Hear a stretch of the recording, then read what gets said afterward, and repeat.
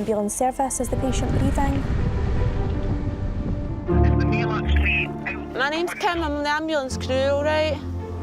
This is the Scottish Ambulance Service. We genuinely get to make a difference in people's lives. The job literally is life and death. No needles or anything on them, though. There's nothing I would rather do than this. Serving every one of us. It's okay, love. It's all right, don't worry. From Scotland's busiest cities to its wide open countryside. Wherever we have fallen, whatever has happened to us. Need a hug. She's scared she's going to die. But this is a service under extreme pressure. We're constantly apologising to people. Yeah, it's very busy down here. Which we rely on like never before. We're 2 shifts down in Edinburgh and 3 in the Borders. Here we go, here we go, here we go. On the front line and at the other end of the line. 1, 2, 3, 4. Scotland's paramedics keep Scotland safe. Breathe the gas. And alive. Help is coming, they're coming as fast as they can.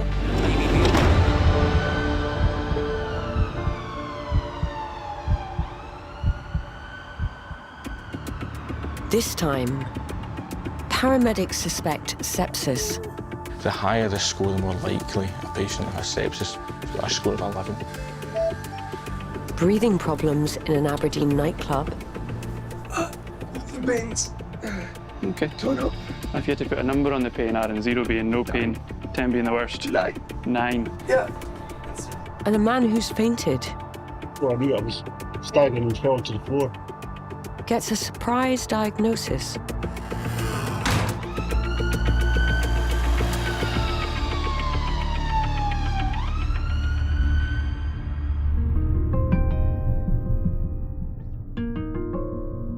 Ambulance crews in Paisley cover a huge stretch of west central Scotland, from cities to the sea. It's a busy station, dealing with over 1,000 call-outs each month.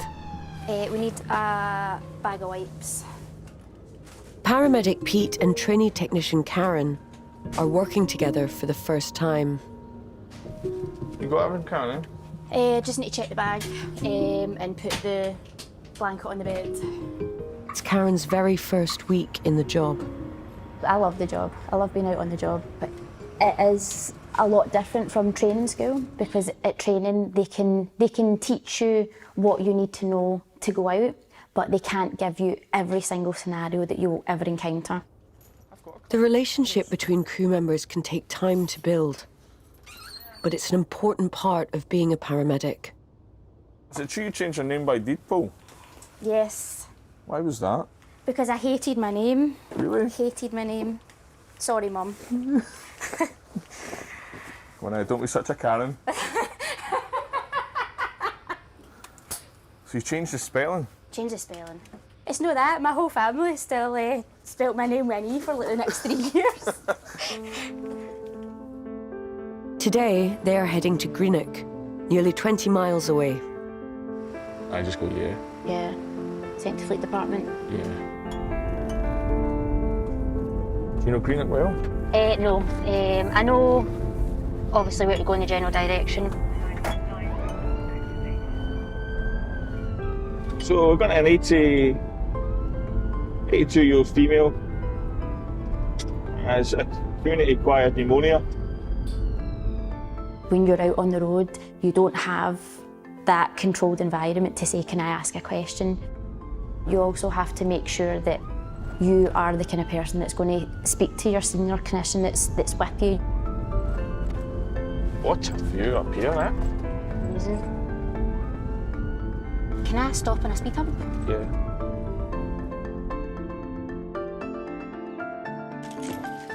In Greenock, Sarah is giving her family some concern. You get cold, Sarah? All right, aye. Sometimes people your generation have got 2 names, you know, that way, like, you know, you don't want to put your foot in it, you know? I'm just talking to your daughter, Dan, just give you a bit of peace now, all right? Just getting a wee story about you. So tell me what's been happening with your mother? got chronic bronchitis, COPD, Does she?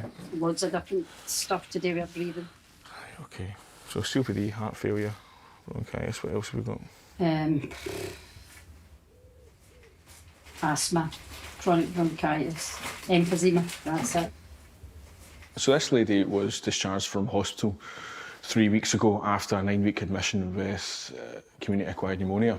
Since being home, she's struggling to regain her her usual form. She's been kind of weak, tired, reduced oral intake, reduced mobility. And the family were concerned, particularly the last 24 hours, they were concerned that her breathing had deteriorated. The GP had come out, assessed this lady, discovered that she also had a productive cough, coughing kind of green phlegm, kind of mucus, but also, more importantly, her oxygen levels were low. But she couldn't even get up for the carers this morning, she couldn't move. Have you noticed, other than today, have you noticed a deterioration in your mum? How long do you think? It's been going on for a while now. How's your mum, cognitive-wise? Is she normally very alert? She used to be, but no. Does she have memory problems or like dementia? It's getting that way, it seems.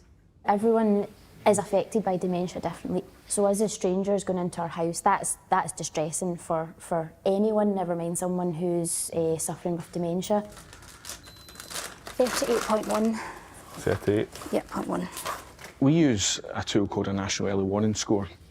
And this is a tool that helps us identify patients who are at risk of deterioration and death, regardless of the underlying condition that they've got. Depending how abnormal the measurement is, the more critically ill the patient is. Did you give her anything like paracetamol or? No. The doctors prescribed her cocodamol now, the strong ones. Right. But we couldn't get her to take any yesterday at all. Just kept falling asleep with it in her hand. I'm just trying to cool you down. You've actually got a bit of a fever here, all right? We're just going to give you a wee bit of oxygen here, Sarah, okay? Just to help your breathing, all right? Are you sore anywhere? Yeah. Where are you sore? Oh, my toe and the feet. Well, her feet, it's just her feet are also. It's a fear. But if you notice, is it her breathing deteriorated? Is it That's only looked from yesterday, overnight. Right. It's just, so it would just keep getting worse and worse now. So it's even at rest, not just moving around. At rest you can hear the crackle more. Your mum's breathing rate is very, very fast. It's probably 3 times faster, all right? And her oxygen levels were low. Sarah's vital signs are not good. Coupled with the sudden weakness, this is a red flag for the paramedics. See, every observation that we take, all right, you get a score, all right, 0 to 3, all right? The higher the score, the more likely a patient has sepsis. So anything 7 or more, we're pretty high risk for sepsis, okay? She's got a kind of new score of 11, all right? Sepsis is the immune system's overreaction to an infection or injury that is life-threatening, can cause tissue damage, organ failure, and can lead to death if left untreated. All right. Listen, darling, we're going to get you up to the hospital, all right? See if we can get you better, all right? The doctor, I think you've got a wee chest infection, okay? Patients with dementia, ideally you would not like to take them out of their own environment, all right, unless it's avoidable. In this case, there is no option but to take her to hospital. She is kind of critically unwell.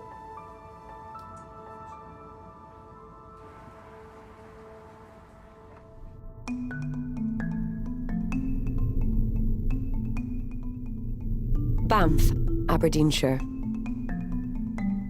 The station's 15-strong crew attend around 150 incidents a month across the northeast. On shift tonight are trainee paramedic Josh and paramedic Lisa. So it's a red call for a 20-year-old male, and it just says that he's got difficulty in breathing. And where is he? He's outside a nightclub in Aberdeen. I think we'd all be lying if we said that, you know, your heart doesn't sink when you're being called to the likes of a nightclub or a pub, because automatically you just know that, you know, there's going to be alcohol involved. You're going to be in and around the general public, and probably quite a number of the general public, which is never an easy situation to treat people. Isn't it? Like underneath there. It's pointing that way. That way. So. Down there.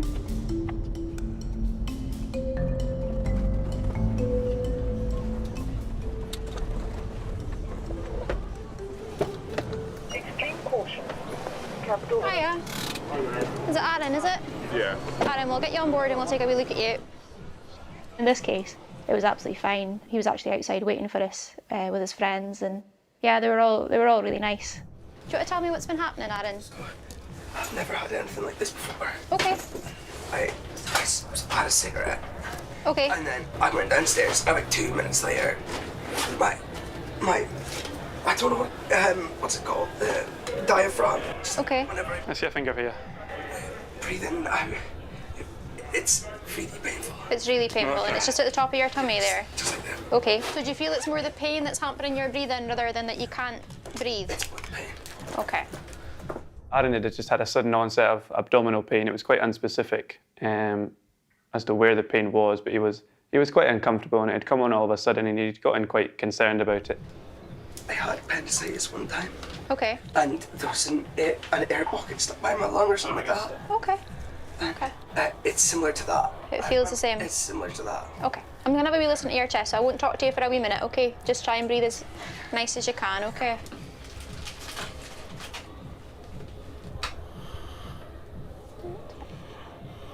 That's fine. Okay. Your lungs sound nice and clear, Aaron, so that's good. Okay. And I take it you've been out, have you? So have you had some drinks and stuff like that? Yeah. Did you have anything to eat before you came out? Yeah, about like 7 o'clock. Yeah. Okay, nothing unusual, nothing that would have upset your tummy or anything like that? And just alcohol, you're not taking any drugs or anything like that?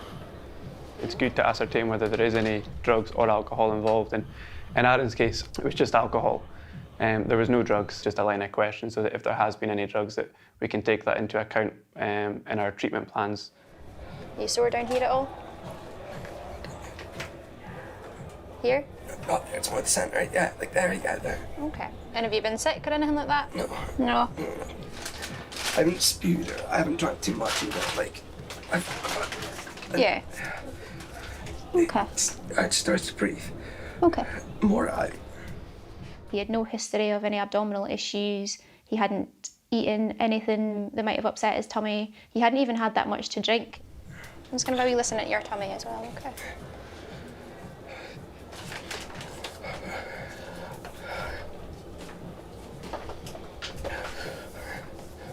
Just try nice and slow with your breathing, Aaron, okay? I know it's a bit painful, but we knew that he was in a lot of pain, which is something that we can help with, and we knew that it probably needed to be investigated. Try and slow your breathing. Yeah. All right, good man. Do you take any medication at all, Aaron? No. No? Not Normally fitting well. normally, yeah. Till tonight. And it was just kind of all of a sudden, just like a flick of a switch? Yeah, I'm not kidding. Okay. It was so strange.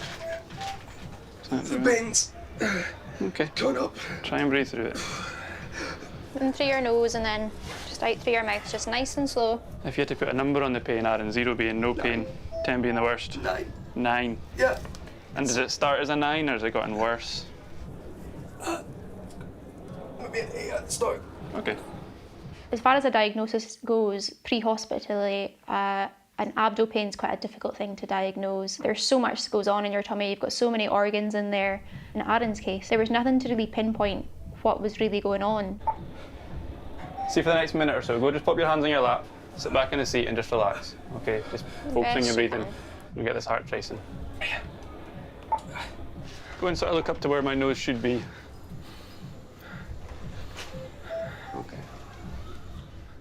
Although we suspected Aaron's breathing difficulty was down to the amount of pain that he was in, and maybe a wee bit of anxiety surrounding that as well. But really with any breathing difficulty, and probably any abdo pain as well, just in case it's referred, or sometimes a higher abdo pain as well, could be related to a cardiac condition. It's pretty standard practice just to do an ECG as well, regardless of the age of the patient. Okay, everything's coming back looking okay, Aaron. Your pulse is up a wee bit, but then we would kind of expect that if you're quite uncomfortable with pain. Nothing else is really concerning, your heart tracing's fine. but I think a wee trip to the hospital is probably going to be on the cards because you're not at home and stuff, and we'll try and get your pain under control. Does that sound okay? Yeah, that's fine. I've got, will it be fine by tonight because I've got work tomorrow? I don't know. It depends what they find at the hospital. They'll have to have a wee look at your tummy and stuff. Okay, that's fine. Aaron's night is over. Lisa breaks the news to his friend. It was just to say that we're going to pop him up to the hospital, but there's probably no point coming.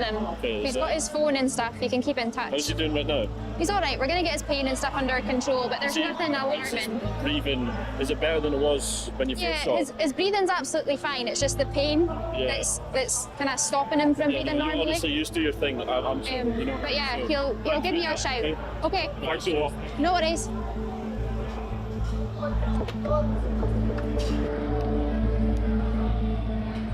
Would you be comfier lying down, Aaron? Maybe, yeah. Yeah, we'll maybe try it. We'll get you lying down and then we'll see if we can give you something for the pain. The pain's worse. It wasn't as bad earlier. Okay. Okay. Right, my man, come and put yourself down, okay? Thank you. We can move that bed sort of the angle of it to whatever you need. Thanks, guys. Right. Is that comfortable? Do you want to go up or down? A little bit up. A little bit up. Yeah. There? Yeah, there's fine. Okay. Right, my man, we'll just pop this back on here. We'll probably take your blood pressure a few times while we go. How are you with needles? But your average person, like, almost in like, yeah, pass the needle. Would you be happy for me to try and pop a needle in the back of your hand? What for? We're going to give you some paracetamol through the back of your hand. Yeah, if you think it'll help the pain. Yeah, it works a wee bit quicker than if you take it orally. I just won't look at it, like, it's just I don't like looking at it, that's all. That's all right, you just That's look all that right. way. You can look the other way.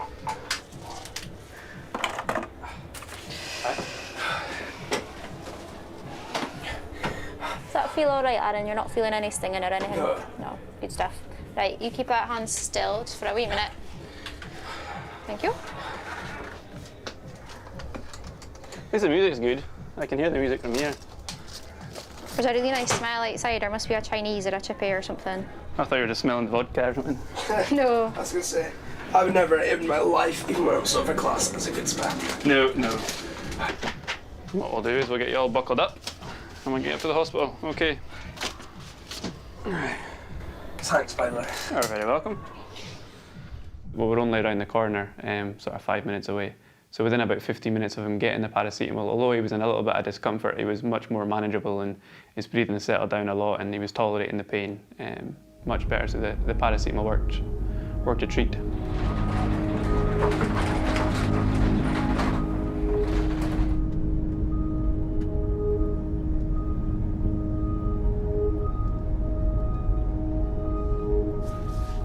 Yeah, it's near perfect timing because this paracetamol is just finishing.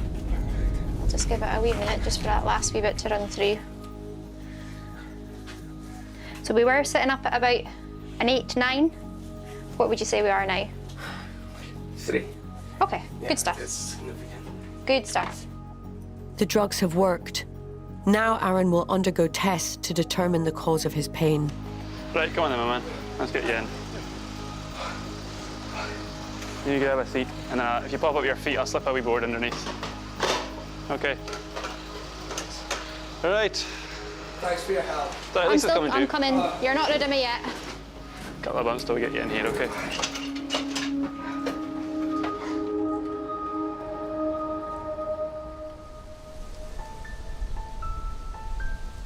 In Greenock, Karen and Pete are with 82-year-old Sarah, who has symptoms of sepsis. The heart rate is quite fast, all right? These are all kind of signs of infection, all right? So don't worry, it's nothing that can't get fixed, all right? So we'll get her sorted. Right, 9-3, lovely. She is confused and showing worrying signs of dementia. So you've got all this equipment around you and she's no idea what's going on with her, what we're doing to her. We obviously, as a team, we do tell her what we're doing before we do it. Are you coughing up anything, any kind of phlegm?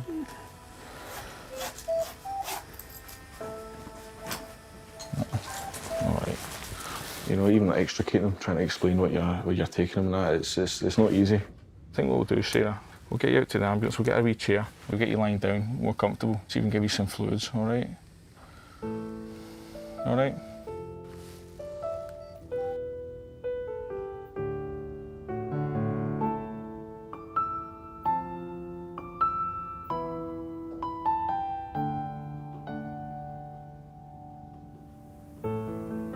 Because she was an older lady, so she is more frail, she is more delicate.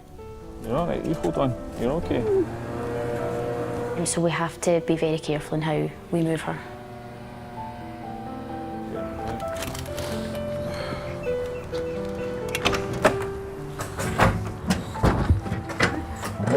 You can get comfy now, all right? We'll not move you again until we get to the hospital. All right, I'll cover you up. Yeah, that's us. We're outside, all right? A wee bit cooler. All right, I'll see your arms a wee second. Okay, yeah. How are you feeling? I'm feeling good. Aye. Yeah. So maybe what a wee bit of oxygen does for somebody. Perks them up, you know? For her journey to hospital, the crew need to make sure that Sarah can take on fluids and drugs if necessary. You scratch my down, right? We need you on you, okay? You're all right. That's it. Nearly done. You okay? Nearly done. What makes it difficult is you're trying to make certain interventions. You know, you're trying to get oxygen on her, you're trying to give fluids, you know, and you're trying to explain to the patient what you're doing, but they don't understand. Do you want him to take it out? Just Yeah. Oh, God love that one. It's tricky. It can be challenging.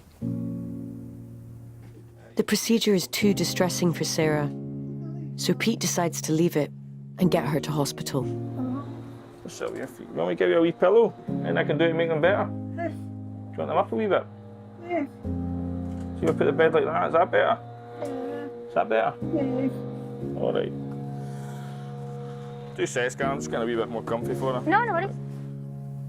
It's a bit different from training school to getting out into when you're in someone's house, and it's a bit more intimidating when you're out, but Pete was amazing. Yep. You ready, Sarah? We're going to move down in a wee second, all right?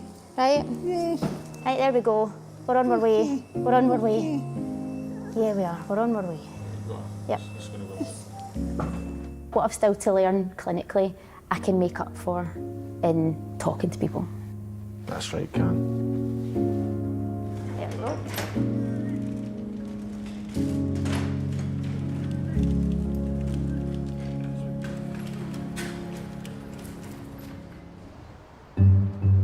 Ambulance service, does the patient breathing?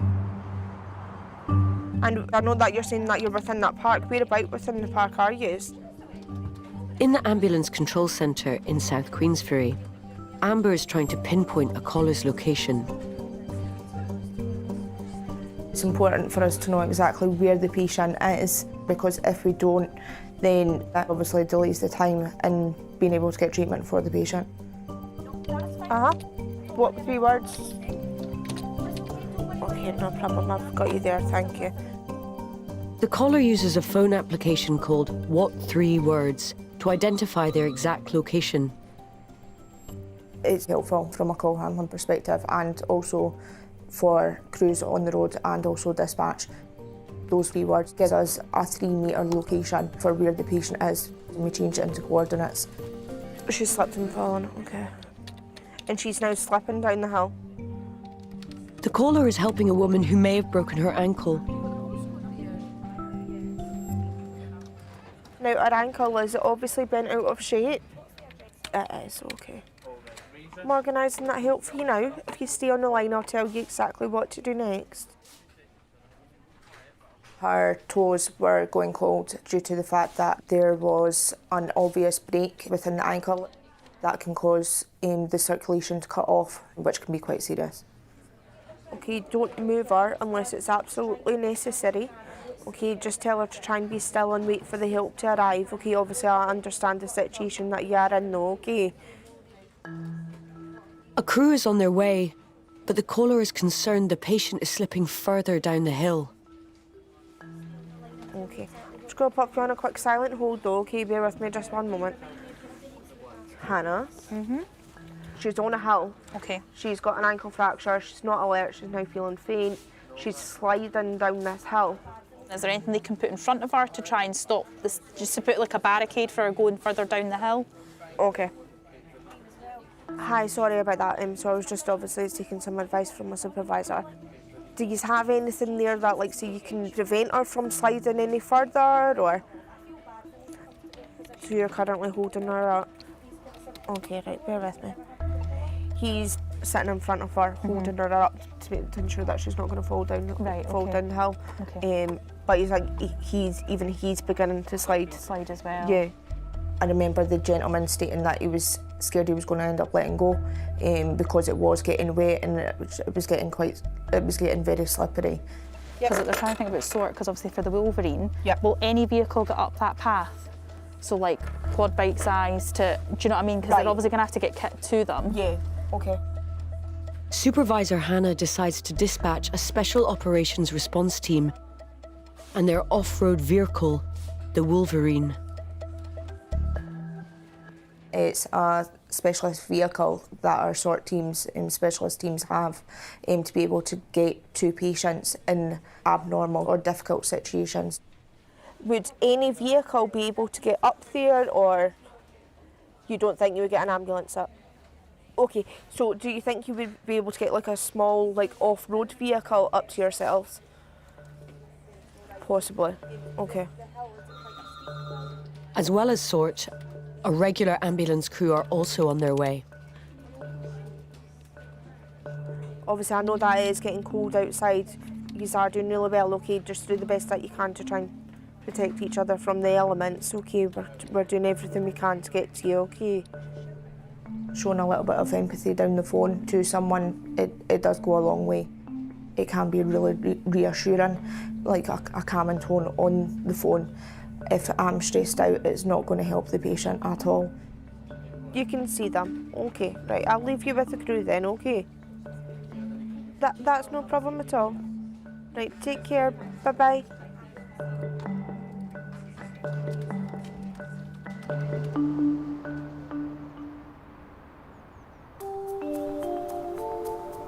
In Paisley, ambulance technician Karen and veteran paramedic Pete are responding to a 999 call from a 78-year-old woman with chest and back pain. Just keep me right with the navigator. Karen has only recently finished her technician training.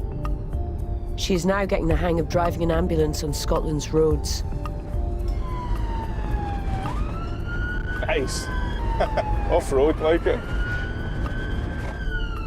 Did you like your driving course? I did like it, yeah. I hated mine. It was scary to start with, but once I got the flow. When you work with new members of staff, one thing you notice immediately is that they're enthusiastic. You know, that they're excited. Pete made me feel very comfortable. He didn't make me feel like I was a student. I was a part of his team. We were together. We were working together.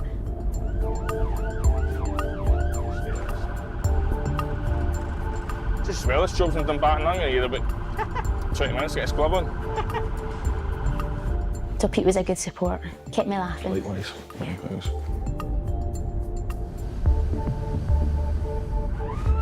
See, when you go to jobs like Dumbarton and all the rest, you realise it's obviously every vehicle leaving crews out. Yeah. Helensburgh's probably out. The fact they're sending you and Paisley to that. When an emergency call comes in, just the nearest, most appropriate resource will be sent, and sometimes you do get sent distances. Oh God! Right, what do I do here? Just go round. But there's a hearse. No. You'll understand. R.I.P.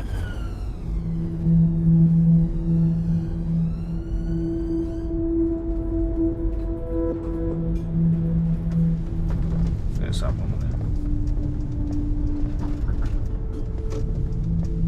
Look at that view. Isn't it? What a view. The patient, Betty, is experiencing these pains for the first time. She's dialed 999 herself. I'm Peter, by the way, so that's Karen. I got up this morning, Peter, right? Really bad pains in my back, my chest, and all down this side of Because I've had a heart attack before. When we go in, we're looking at her colour. Is she talking to us? Is she communicating? Is she acknowledging us when we walk in? Which she was, which was great. So pain at the centre of your chest, and it goes through to your back and down your right arm. Your right arm. Is it a constant pain? Is it intermittent? No, it's just actually now it is. A constant. If you get a pain score, right? 0 is no pain, 10 the most you've ever felt in your life, what would you give it? Okay. All right. Have you been sick? Do you feel sick? No. You feeling short of breath, dizzy? I started being kind of breathless right enough now, but after that COPD. Then we want to take a history from her. What's happened? What's been on? How long has it been going on for? Does she have a history of heart issues? And then we go through, it's what we call an A to E examination. So we go through a checklist of everything. Listen, we're going to do a whole load of checks on you here, all I'm right? just going to start poking and prodding and stuff, so... I don't care. If you're all right with that. That's fine with me. I've got diabetes, by the way. Right, okay. Have you eaten today? No. No? Okay, no. Right, sharp scratch Betty in 3, 2, 1. Well done. 9.2 for you. What we're essentially querying this lady is acute coronary syndrome. Now, that's a collection of conditions that causes chest pain or discomfort. One of the things that can be causing this is, in this lady's case, a heart attack. So it's vital we do a 12-lead ECG as early as possible. I'm just going to start sticking you with wee things, all right? Just pop that wee one round. That's perfect. We'll see you've still got that pain, and we'll certainly just give us a few more minutes, all right?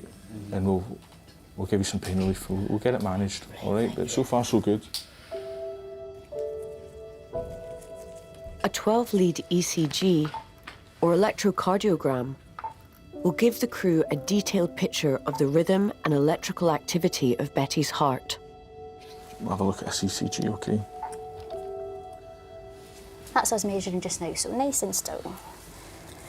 There are several different types of heart conditions, from heart failure to heart attack to cardiac arrest. Knowing the difference as a paramedic is crucial. A cardiac arrest is where the heart's either stopped or it's quivering, it's fibrillating. A heart attack is a partial or full occlusion of one of the coronary arteries. And heart failure, essentially the heart's still beating, but it's the pump's failing, so that you're getting blood, it's kind of backing up. You'll see swelling extremities. Right. We'll always take 2, Betty, all right? So we're nice and still down, all right? Depending on the individual, it could be radiating different places. Men are generally down your kind of arm. Ladies sometimes can have abdominal pain, lower back pain. So it's really important to make sure that you ask so many questions to each individual. Your ECG looks absolutely fine. The difficulty we have here, you know this yourself from your previous heart attack, you can have 2 types of heart attack, okay? You can have one that you'll see on the ECG and one that you won't. The only way to rule out a cardiac event such as a heart attack is actually a blood test, which we can't do here, all right? So we're still going to advise you go to the hospital, all right? We're going to give you a few medicines just in case, all right? We'll give you some pain relief. So we're going to give you, we're going to spray a GTN, all right? Have you been prescribed that before? Can we spray it? Aye. The reason people get it, it's a vasodilator, so it just opens up all the vessels. So if it is a bit of kind of, well, the artery's constricted, it allows more blood, more oxygen. GTN, or glycerol trinitrate, widens the blood vessels, and by increasing the flow of blood to the heart, eases chest pain. 2 sprays this, darling, okay? You okay? You all right? Aye. That's nothing to do with the drug, that's a calming bedside manner, Betty. That's nothing to do with that, right?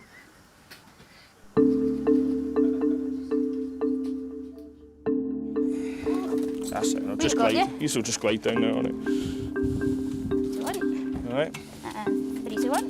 2 and 3. Are you okay? That wasn't too bad, was it? No, it wasn't too bad. With Betty's observations stable and her pain under control, she will be taken to the nearest hospital at Vale of Leven. No, that's good to go. Cool. Yeah, but it's just a wee SATS probe, darling. You comfy? It's a short drive for Karen and her first journey to this hospital. See under that canopy there? Yep. That's where we're going to kind of Right, okay. put the back end of the ambulance, because there's the door right there, all right?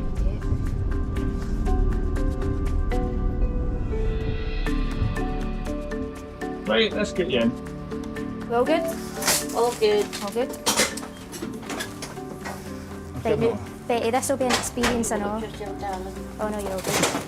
It's like walking a plank, innit? Isn't it? Don't worry, Betty, we've no dropped in an hour, right?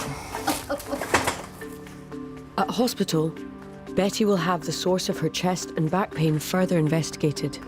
Mind your elbows. There we go. Fabulous.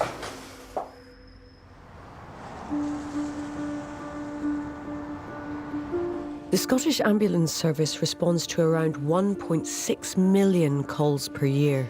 It's ambulance service. Is the patient breathing?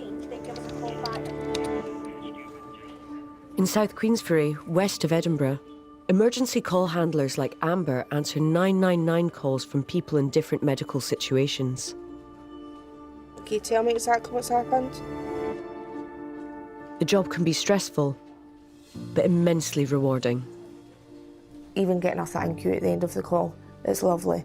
Knowing that you've helped someone when a crew arrives there on scene, it's really rewarding.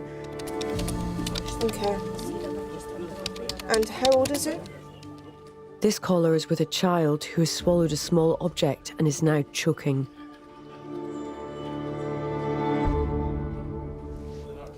Is he completely alert? Okay, and is he breathing normally? When a call comes in for a child choking, you have that natural instinct of the fear of, are they breathing at all? Are they able to get any air in? Right, I'm organising the help for you now. Stay on the line. I'll tell you exactly what to do next. Do not slap him on the back. Okay, are you right by him now? Okay. Look at him very closely, tell me exactly what you see and hear him doing. It was important for us to know that the child could cough and that the child was able to talk, and it was really reassuring that he was even saying ow and that it was sore. I know it doesn't sound nice, but it meant that he was still able to get air in and it wasn't a complete obstruction. Okay, so just watch him very closely and do not slap him on the back. If he starts wheezing, making funny noises, or becomes unconscious, then tell me immediately. Because there is no health professional present, Amber advises against slapping the patient on the back. Everyone slaps at different forces, and this can lead to further injuries. This can also lead to the item dislodging, and may end up going from a partial obstruction to a complete obstruction. What size was it? Is it a big thing? Or? The more information that we gather at the time of the call, it's better for the crews. It gives them an idea as to what is happening before they get there on scene. You're doing really well. We're getting the help to you as quickly as we can. Okay, you're doing great. Trust me, from a parent myself, I know what it's like to be scared when there is something wrong with your child. It's horrible, but it's just reassuring that we are there and we're coming. Looks as though the crew have just marked us on scene. Okay, so we'll be up with you in just a moment. They'll just be grabbing their equipment. Okay. Okay, right, take care. Right, bye-bye. There's times these calls can lead to being quite upsetting, so it is important to just take that moment just to walk away from the phone just for a moment to regather yourself before going back onto the next call. But yeah, I was once that parent that was panicked on the other end of the line, and it does happen. We're human just like everyone else. Hello, it's ambulance service. Is patient breathing?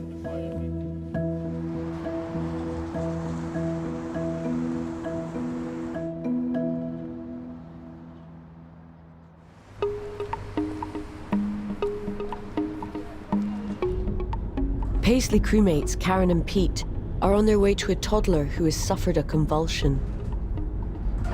Oh, we 2-year-old. Oh, no. Right, okay. Febrile seizure. 999 mode activated. Stay left. Left. Every case is a priority for paramedics, but ones involving children are especially concerning. With adults, you normally will see a kind of gradual deterioration where you can make your interventions if needed. Kids, they will plateau, they will go so far, and then all of a sudden they will just deteriorate within a couple of seconds. Paramedics have specialist guidelines to follow when dealing with very young patients. Right, let's have a little look. What's your page for age? So, for a 2-year-old, we're looking for a heart rate between 95 and 140 beats per minute. Respiratory rate between 25 and 30.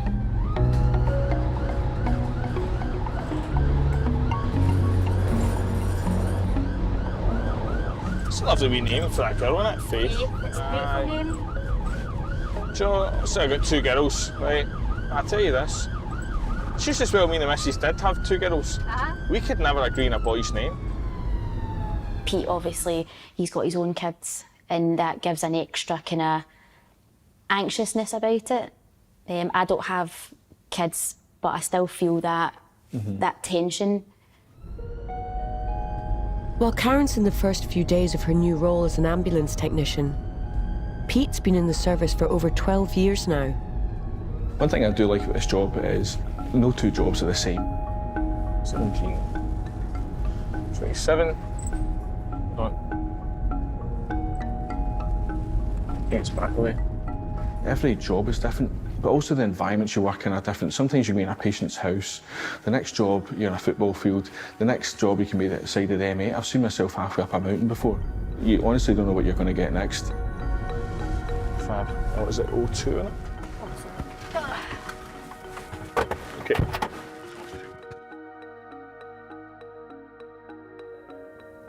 My approach is always the same. Take time in your assessments, make people comfortable, and if need be, convey them to hospital. Hi, how you doing? You all right? Hello, darling. Hello. So what happened? The crew find an upset Faith with Mum and Gran. She's kind of been up and down like all day kind of thing. She was okay yesterday, I take it, yeah? Fine Yeah, yesterday, yeah, she was fine, absolutely fine yesterday. Okay. And I said, right, Mum, we'll try some lunch. Because she normally gets a lunch at 12. And she went to take a lunch. Now she's a brilliant eater, so I know that. That's just something, yeah. An hour earlier, Faith had a febrile convulsion that lasted around 10 seconds. Febrile convulsions are caused by a rapid spike in temperature. Now, when you go to children, it could just be their immunisations. They've had an MMR, there's a side effect of that, but it also could be a potential infection, bacterial or viral. So you still, although we're not concerned about the seizure, something's caused the fever in the first place, and we need to find out what that is. Although usually harmless, this type of seizure can happen to children between the ages of 6 months and 3 years old. It's Faith's 5th in 2 years. You have to bear in mind with kids, their symptoms are very vague, and the parents can only tell you what they know or what they've witnessed. So when you walk in, a child's going to clam up. So if you want to do your checks, she's not going to let you do it unless you try and win her over in some way. It's just a wee probe, guys, nothing to worry about, all right? So the light goes at the top, so it shines through the nail bed, all right? Then you put that wee bit at the back, all right? Sorry, darling, give me 2 seconds. You don't want to take away their trust in the medical profession, because if at that age they think you're just going to come in and hurt them, that can give them a lasting fear. So what happened was I gave her actually another calcium and that was 22 minutes past 5. Yeah. So the calpo doesn't seem to be as if it's working. All right, 39.3. 39.3. She got a nappy on her pants or something? Just going to strip her down. Are you happy with that? It's just too hot, so we need to... At 39.3, Faith's temperature is worryingly high, even after several doses of paracetamol. Obviously, she's had this febrile convulsion. We would still recommend, obviously, she goes up to the hospital. All right, she's still got a raging temperature. And as I said, I know it seems cruel, but we're trying to cool her down a wee bit. And see, once we're out in the ambulance, we can cool it using aircon as well. I've got no doubt it'll come down. All right. I mean, to be honest, it's our temperature's no moved since I've gave her Calpol the day at all. See, when the temperature starts to come down, the numbers will normalise and she'll start to feel better. You know what I mean? But as I said, we need to find out what's going on, all right? Any child under 2 is taken straight to hospital. Obviously, you can't force parents to allow us to do that, but you have to set out the kind of pros and the cons. But most parents want their wee one to get checked out, and as we would as well.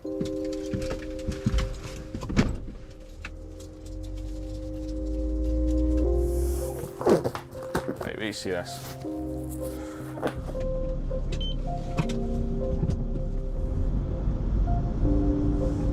As they travel to hospital in Glasgow, Pete pulls out all the stops to keep Faith distracted. An elephant? You want to hold it? Do you want to try it? I had a wee stepson, Lewis, and unfortunately he's no longer with us, but he was in hospital quite a lot. So when we was in hospital, we used to make all these just to try and entertain him. Just got the aircon on, all right? Yeah. You might get freezing with that, but no. Cool the lane, right? No.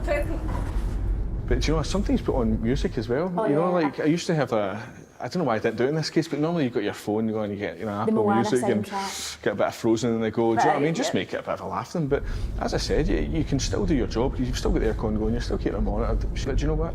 There's no reason you can't have a laugh at the same time, you know what I mean? So Pete, don't lie, you enjoyed that more. I think I got more out of it than she did, because she was just sitting there like, that interested, you know what I mean? But what's your name? I'll write it on your hat. Is it Faith? Yeah.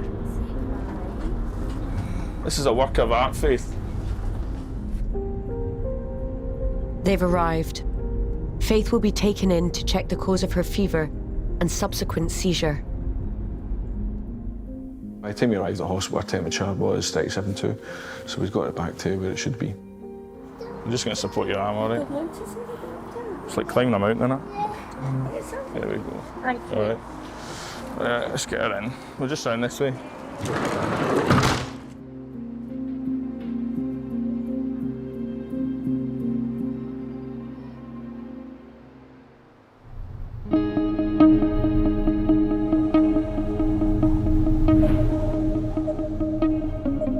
Livingston, the second most populated area in the Lothians after Edinburgh. With over 55,000 residents keeping the station's ambulance crews on their toes. This is summer, just today. This is summer. It's nice that there's a breeze though, isn't it, as well, because it is quite windy. Team leader Karen and paramedic Johnny are en route to a patient that may have fainted in a local charity shop. So we've got a 71-year-old male who's fallen and has a head injury, and he's vomiting as well. So. He's in the house? Oh, in fact it says Bernardo, so it's going to be the shop, isn't it? It's one of the hottest days of the year, which could be the reason the man has blacked out. Oh, what would you be doing the day if you weren't here, Karen? Well, I feel like I need a little sitting in the garden day, you know? Not that I'd be in the padlock, but... The wee man, yeah. Team leader Karen is proud of her station's camaraderie. We're really good for sitting in the mess room and chatting and talking to each other and making sure each other are all right. And if somebody thinks someone has been upset at a job, even if they don't say it, I think we're a good station for making sure that person's all right and checking up on them. Oh yeah, somebody's on the road. Somebody's standing there, yeah. Is that a wee bus stop? Yeah. Have ambulance will travel. We'll get up there, won't we? Oh no, it's not. It's just the pavement. I'll just flag. Right, let's go and see what's happening. I'll grab that. The crew have been told that the patient may have suffered a head injury after his fall. Sorry, it's through the back. Through the back? No bother.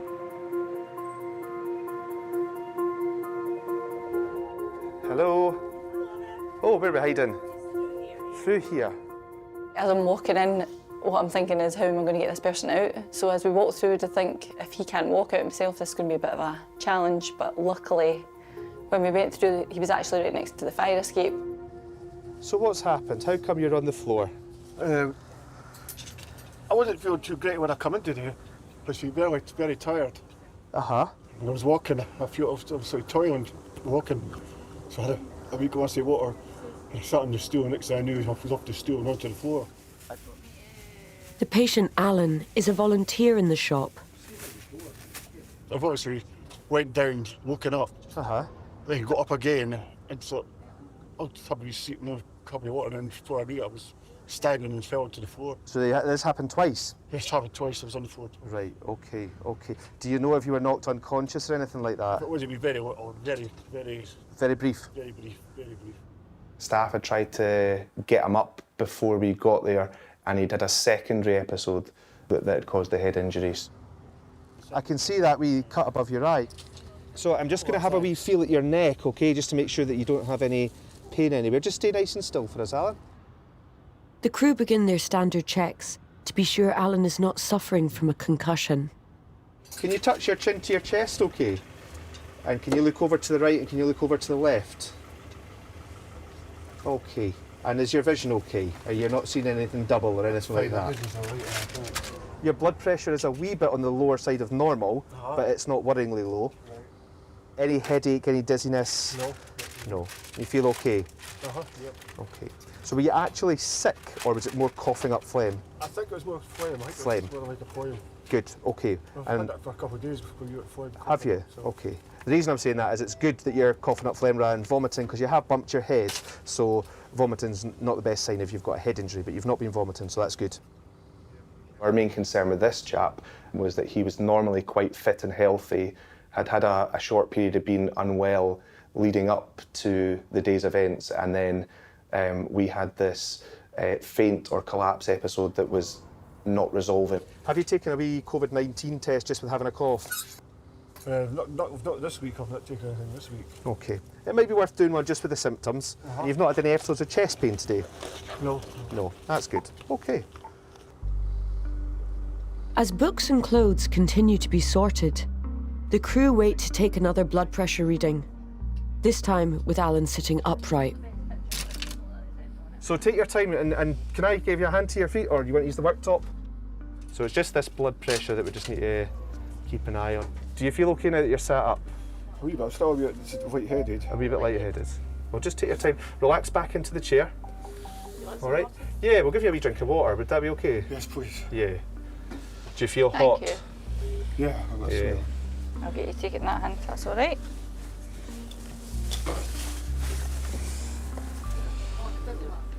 They've gone down, is it? 64. Okay, so your blood pressure has gone down now quite a wee bit there when we've moved you. I think what we'll do, Alan, is because your blood pressure has dipped, we'll get you out into the ambulance. Every time we tried to mobilise him or sit him up, his blood pressure dropped, but he also became quite symptomatic. He became quite pale, quite sweaty, and complaining of dizziness.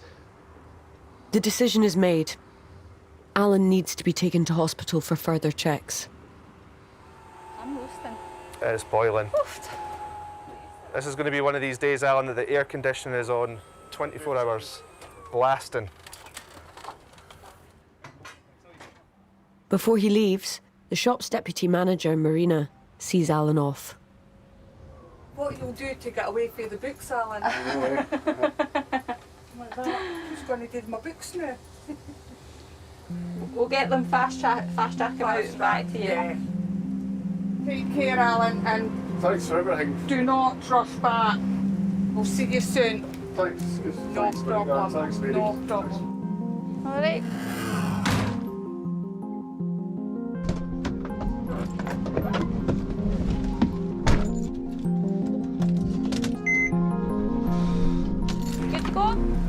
happy to go, Kaz.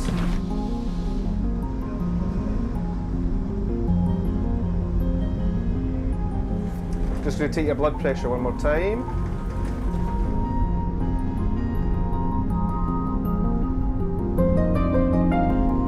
Sure you're okay for a drink? You don't want some of your water? Okay, just that's fine.